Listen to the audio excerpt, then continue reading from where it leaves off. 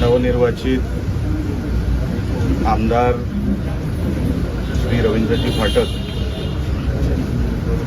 जे आमच्या जिल्ह्यातले आहेत, सिंधुदुर्ग जिल्ह्यातले आहेत, ते आमदार झाल्याबद्दल त्यांचं मनापासून अभिनंदन करतो. बिनविरोध ती निवडणूक झाली.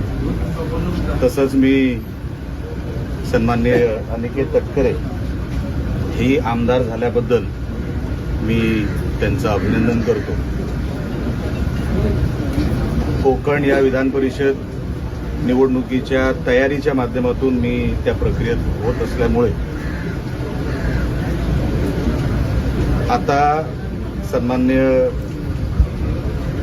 मंत्री भरतशेठ गोगावले यांना शब्द दिल्याप्रमाणे रायगड जिल्ह्याचे पालकमंत्री हे घोषित झाले पाहिजे, कारण का तसं ठरवलं गेलेलं आहे. ती प्रक्रिया आता लवकरात लवकर पूर्ण झाली पाहिजे ही मागणी आमची शिवसेनेच्या वतीने आहे. तसेच आमचे रायगडचे आमदार महेंद्रजी दळवी, तसेच आमचे दुसरे आमदार महेंद्रजी धोवरेवे यांनी जे प्रस्ताव आणि मागण्या ठेवल्या या निवडणुकीच्या माध्यमातून, त्यांनाही त्या अनुषंगाने न्याय मिळाला पाहिजे. कारण का आता शिवसेनेची भूमिका प्रामाणिकपणे पार पाडली. आता जे शब्द दिले गेले ह्या निवडणुकीच्या माध्यमातून ते लवकरात लवकर पूर्ण व्हावे हीच माझ्यासारख्या कार्यकर्त्याची मागणी आहे, इच्छा आहे. साहेब, पुणे छत्रपती संभाजीनगर आणि कोकणासह अनेक ठिकाणी विधान परिषद उमेदवारांच्या माघारीसाठी मोठ्या प्रमाणावर आर्थिक व्यवहार करण्यात आले. दिवसभरात सुमारे 150 कोटी रुपये खर्च करण्यात आले. काही ठिकाणी उमेदवारांना माघार घेण्यासाठी मोठा रकमा देण्यात आला, असं संजय राऊत म्हणतात. संजय राऊत हे नेहमी रोजच बोलत असतात. त्या रोज बोलण्याच्या पलीकडे त्यांच्याकडे आता काहीच उद्योग राहिलेले नाही. हे फिगर कुठून आले, कसे आले, आणि हे जर खरे असतील तर त्यांनी रीतसर तक्रार केली पाहिजे. ते मीडियावर का बोलतात? तुम्ही तक्रार करा. अमुक अमुक माहिती माझ्याकडे आली आहे, रीतसर तक्रार केली, FIR झाला तर त्याच्यावरती काहीतरी निर्णय होऊ शकतो. कोर्टामध्ये ते चालू शकते केस. तुम्ही नुसते मीडियासमोर आरोप कराल, त्याला अर्थ कुठे आहे? त्याला हातपाय असते तर त्यांनी रीतसर तक्रार केली असती. त्यांना पण माहिती आहे आरोप खोटे आहेत, पण त्यांना विरोधक म्हणून काहीतरी बोलायचं आहे म्हणून ते बोलत असतात. ते असं देखील म्हणतात, कोकणातील एका माघारीसाठी 25 कोटी रुपये दिल्याची माहिती आमच्याकडे आहे. त्यातील 15 कोटी रुपये मुंबईतील BKC परिसरातील एका हॉटेलमध्ये देण्यात आल्याचाही आरोप त्यांनी केला आहे. मग CCTV फुटेज अशा हॉटेलमध्ये मुंबईमध्ये जवळपास लाखभर CCTV असतील साहेब, बरोबर आहे. BKC म्हणजे कुठे आलं? कलानगरच्या मागे. एवढे CCTV असताना जर एवढा मोठा व्यवहार झाला तर बॅगा इकडच्या तिकडे ठेवल्या गेल्या असतील. काहीतरी पुरावा असेल ना, कुठेतरी रस्त्याच्या CCTV मध्ये काहीतरी आलं असेल. तर माझी विनंती आहे संजय राऊतांना की हे सगळं बोलण्यापेक्षा तुम्ही ते पुरावे सादर करा, म्हणजे विषय सुटला. म्हणजे तुमच्या आरोपांना पण कुठेतरी तथ्य असं कुठेतरी लोकांना वाटेल. नाहीतर नेहमीप्रमाणे त्यांच्या आरोपांना काहीच तथ्य नाही.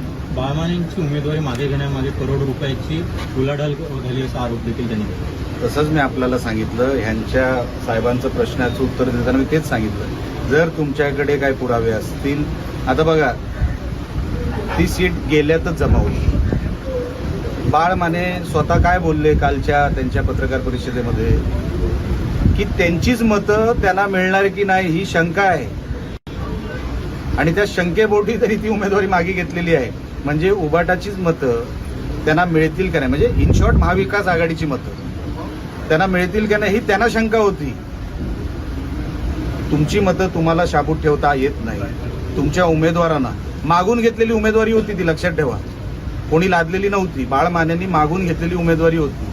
आणि जेव्हा त्यांना कळलं की ह्यांचीच मतं मला मिळणार नाहीत, त्या शंकेपोटी त्यांनी ती माघार घेतली.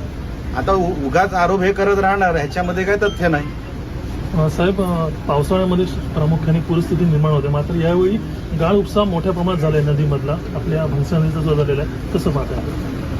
साहेब, तुम्ही ह्या कुडाळ मालवण मतदारसंघाची फेरी मारा. दुरुस्तीचे पैसे आता हा जो नेरूर चौकी रस्ता आणि सातत्याने सोनवडे रस्ता असेल, आजूबाजूचे रस्ते असतील, जे कधी दुरुस्त व्हायचे नाही, आज ती कंडिशन बघा. पहिल्यांदा 10 वर्षांनी आपला मतदारसंघ हा जसा दिसतो, मी काय ते क्रेडिट सगळं माझ्यावर घेत नाही, त्याच्यामध्ये अधिकाऱ्यांचं पण क्रेडिट आहे. पावसाच्या अगोदर त्यांनी जे काही शोधलं आणि त्याच्यावरती उपाय शोधले, तो त्याचाही परिणाम आहे मोठ्या प्रमाणामध्ये. आता एकदमच देवकोरो परिस्थिती जर बाहेर गेली नाही तर आपण तयार आहोत. मोठ्या प्रमाणामध्ये आपण तयारी केलेली आहे. परवा पण ऑनलाईन पाणी टंचाईची जी मीटिंग झाली, प्रत्येक विभागाची मीटिंग आम्ही घेतलेली आहे. मी तो स्वतः आमसभेमध्ये आणि त्यानंतर पंचायत समितीमध्ये सुद्धा. पहिल्यांदा 10 वर्षानंतर असं मला वाटतं, मी काय देव नाही किंवा ज्योतिषी नाही, पण मोठ्या प्रमाणात आपली तयारी झाली आहे.